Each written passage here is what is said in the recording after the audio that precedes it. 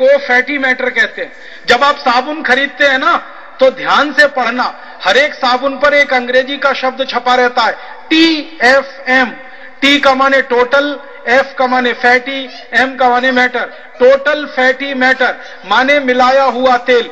जिस साबुन में जितना ज्यादा होगा वो साबुन की क्वालिटी उतनी ही अच्छी होगी और वो साबुन बाथ सोप होगा। तो जो साबुन में 80% तक TFM होता है, 75% तक TFM होता है, उनको माना जाता है कि वो बाथ सोप है। फिर उसके नीचे वाली कैटेगरी है टॉयलेट सोप माने हाथ धोने वाले साबुन, उनमें 50-60% तक TFM होता है और कार्बोलिक सोप में उससे भी कम होता है। अब मैं एक सच्ची बात बताना चाहता हूं राज की, ये लाइफ बॉय कार्बोलिक सोप है, माने जानवरों को नहलाने वाला साबुन है क्वालिटी के हिसाब से। और मुझे बहुत दुख है ये कहते हुए कि सबसे ज्यादा भारतवासी उसी को रगड़ रगड़ के नहाते हैं, क्योंकि गांव गांव में साबुन का मतलब लाइफ बॉय हो गया है।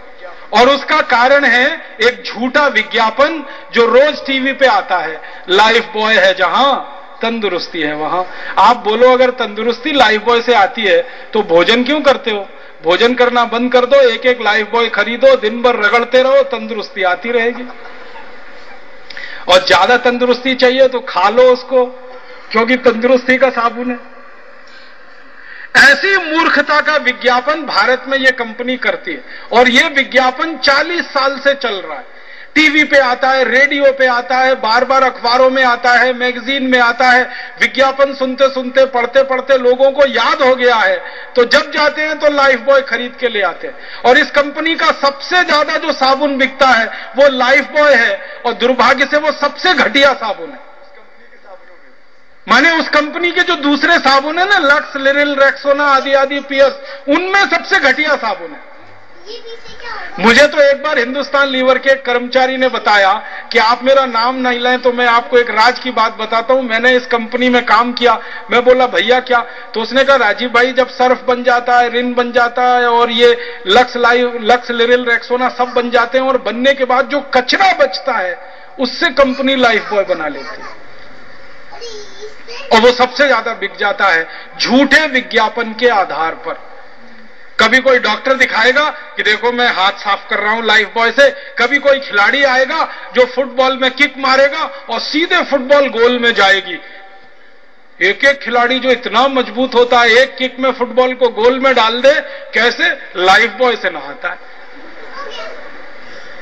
तो ऐसे झूठे झूठे विज्ञापन दिखा के ये लाइफ बॉय बेच लेते हैं और लाइफ बॉय के सहित और चीजें बेच लेते हैं। इस कंपनी के हाथ में हम 20,193 करोड़ रुपए दे रहे हैं। ध्यान रखना इसका भी बहिष्कार करना है। ये पैसे हमारे खून पसीने की कमाई के हैं, आपके देश के नागरिकों की जरूरत पूरी करने के लिए है। इसलिए आपका एक पैसा भी Lux, lifebuoy, Liril, Rexona, Pears खरीदने में खर्च नहीं होना चाहिए।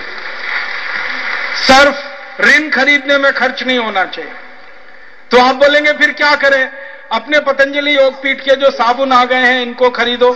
थोड़े दिन में कपड़ा धोने का भी आ रहा है, उसको खरीदो। जब तक नहीं आ रहा है तब तक स्वदेशी खरीदो। एक घड़ी है, एक निरमा है, एक मोर है, एक डॉक्टर है, एक उजाला है। और आप ढूंढोगे तो हर गांव शहर में छोटे छोटे कॉटेज इंडस्ट्री, गृह उद्योग में कई तरह के साबुन बनते हैं, कई तरह के वॉशिंग पाउडर बनते हैं। उनको उपयोग करना अगर आपने शुरू किया तो सच्ची सेवा है लोगों की, क्योंकि वो पैसा आपके किसी पड़ोसी गरीब आदमी के हाथ में जा रहा है और वो देश के विकास के काम में आ रहा है। मैंने एक छोटा सा हिसाब निकाला था कि 20,193 करोड़ रुपए जो हम दे रहे हैं हिंदुस्तान लीवर को, थोड़ी देर कल्पना करो, और ये कल्पना हो सकता है थोड़े दिन में सच्चाई में बदल जाए कि एक पैसा भी हिंदुस्तान लीवर के पास ना जाए, उनका सारा सामान बिकना इस देश में बंद हो जाए।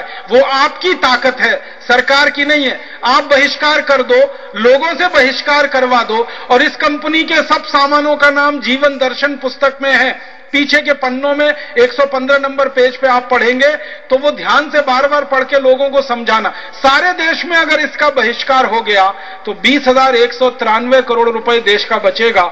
अगर उसी पैसे को छोटे छोटे उद्योगों में हम लगा दें और 1 करोड़ रुपए में एक कारखाना बना दें और एक कारखाने में 100 आदमी को काम मिले, तो जितने रुपए का साबुन और मंजन ये कंपनी बेच रही है, उतने रुपए में 20,000 कारखाने चल सकते हैं और लाखों लोगों को रोजगार इस देश में मिल सकता है। रोजगार इस देश में मिल सकता है। एक साबुन की अच्छी से अच्छी फैक्ट्री बनाने में 1 करोड़ रुपए से ज्यादा का खर्च नहीं होता, क्योंकि बड़ी मशीनें चाहिए नहीं, हाई टेक्नोलॉजी चाहिए नहीं।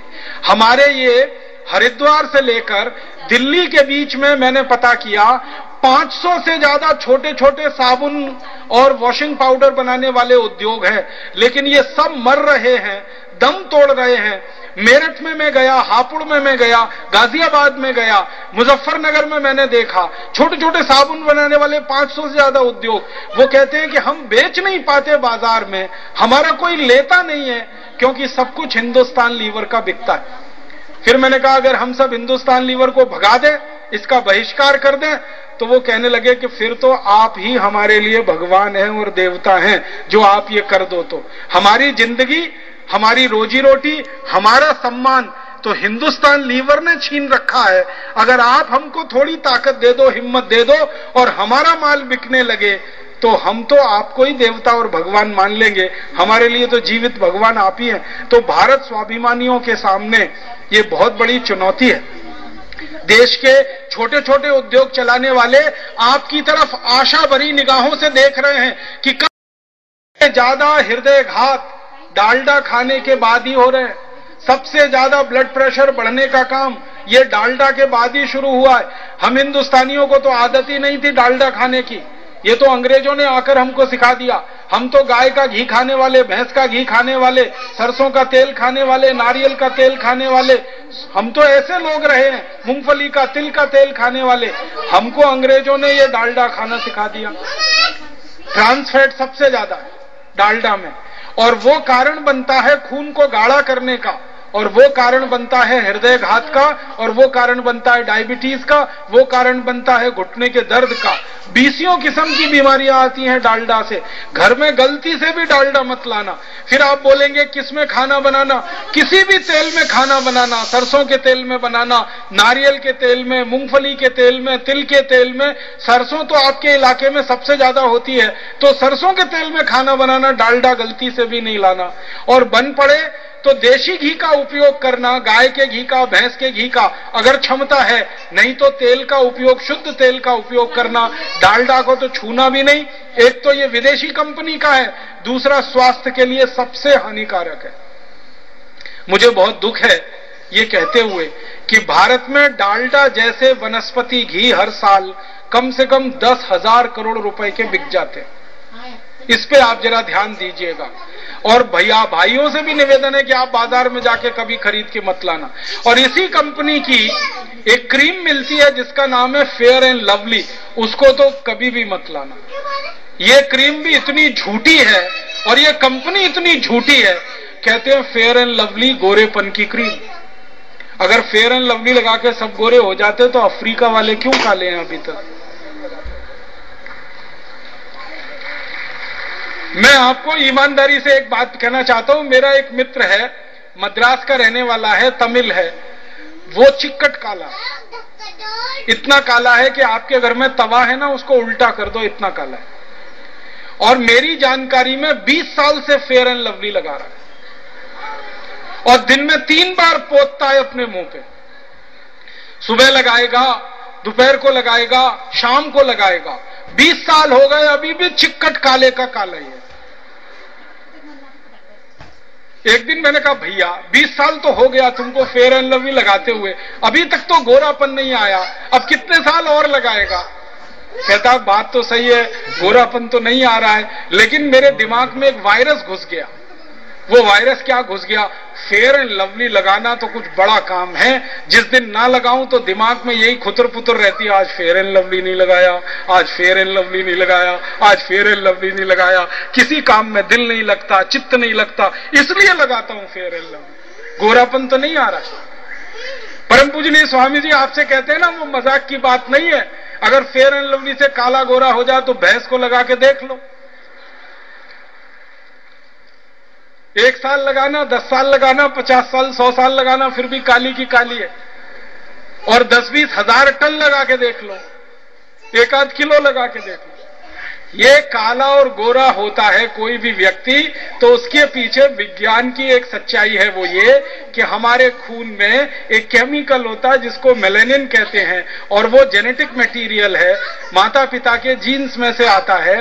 जिनके माता पिता काले होंगे उनके बच्चे भी काले होंगे, क्योंकि उनको जो मेलेनिन बना है खून में वो वैसा ही है जो माता पिता का जीन है, तो वो बदलता नहीं कभी। आपको जिंदगी की कोई भी चीज बदल के दिखाई देगी, बदलाव दिखाई देगा, लेकिन जेनेटिक मटेरियल नहीं बदलता कभी भी, क्योंकि वहां सूर्य का प्रकाश बहुत तेज है, और सूर्य के प्रकाश की तेजी के कारण सूर्य के प्रकाश में अल्ट्रावायलेट रेडिएशन बहुत होता है।